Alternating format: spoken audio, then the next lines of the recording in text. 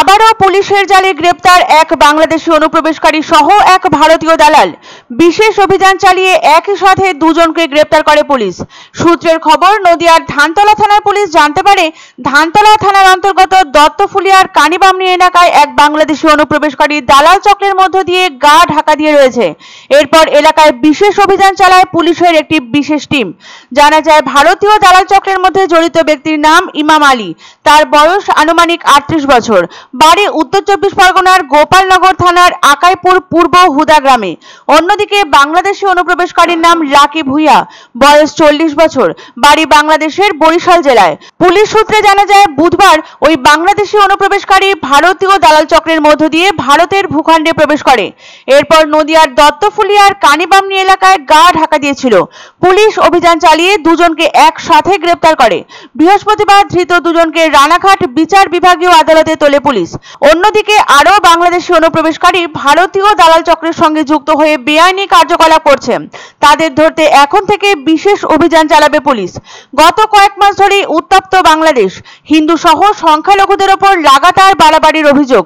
ইদানিং বহু বাংলাদেশি নাগরিক ভারতে এসে ধরা পড়ছে। ওপার বাংলায় প্রতিকূল পরিবেশ এবং রুটি রুজির টান পড়ায় সীমান্ত পেরিয়ে এপার বাংলায় ঢুকে পড়ার প্রবণতা বেড়েছে।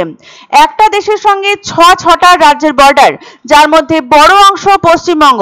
উত্তর থেকে দক্ষিণবঙ্গ একটার পর একটা জেলার সঙ্গে সীমান্ত রয়েছে বাংলাদেশের। বাংলাদেশের উত্তপ্ত পরিস্থিতির পর থেকে ভারত বাংলাদেশ সীমান্তের কাঁটাতার পেরিয়ে অনুপ্রবেশের সংখ্যাটা ক্রমশই বৃদ্ধি পাচ্ছে। তবে সক্রিয় ভূমিকা পালন করছে পুলিশ। কয়েক দফায় প্রচুর বাংলাদেশি অনুপ্রবেশকারীকে গ্রেপ্তার করেছে পুলিশ। তার পাশাপাশি গ্রেপ্তার করা হচ্ছে অনুপ্রবেশকারীদের মদতদাতা ভারতীয় দালাল চক্রের সঙ্গে জড়িত বেশ কিছু ব্যক্তিকে। অনুপ্রবেশকারীদের যেন স্বর্গদ্বার হয়ে উঠেছে নদিয়া জেলা। অতি সম্প্রতি নদিয়ার ধানতলা থানার পুলিশের বিশেষ অভিযানে ধরা পড়ে এক ভারতীয় দালাল। সাহার মণ্ডল নামের এই যুবক বাংলাদেশি অনুপ্রবেশকারীদের সাহায্য করে ভারতীয় ভূখণ্ডে প্রবেশ করাতো এবং পরে তাদের ভুয়ো নথিপত্র জোগাড় করে দিত। বুধবার আবারও এক বাংলাদেশি ও এক ভারতীয় দালালকে গ্রেপ্তার করল নদিয়ার ধানতলা থানার পুলিশ। পুলিশ জানায়, রাকিব ভুইয়া নামে ওই বাংলাদেশি ভারতীয় ভূখণ্ডে অবৈধভাবে বুধবার সকালে ভারতীয় দালাল ইমাম আলীর সহযোগিতায় প্রবেশ করে। এরপরই গোপন সূত্রে খবর পেয়ে পুলিশ অভিযান চালিয়ে ওই দালাল এবং বাংলাদেশি মহিলাকে গ্রেপ্তার করে। বর্তমান সময়ে বাংলাদেশ থেকে ভারতে অনুপ্রবেশের ক্ষেত্রে অত্যন্ত কড়াকড়ি তৈরি হয়েছে। পাসপোর্ট ভিসা ছাড়া সীমান্ত পেরিয়ে বনগাঁ ও মালদা দিয়ে বহু বাংলাদেশি ভারতে প্রবেশ করে। তাদের মধ্যে অনেক সন্ত্রাসবাদীও থাকে। সেই জন্য বিএসএফ এর পক্ষ থেকে চালানো হয় কড়া নজরদারি। প্রায় সময় শোনা যায় পুলিশের হাতে ধরা পড়ে এই অনুপ্রবেশকারীরা।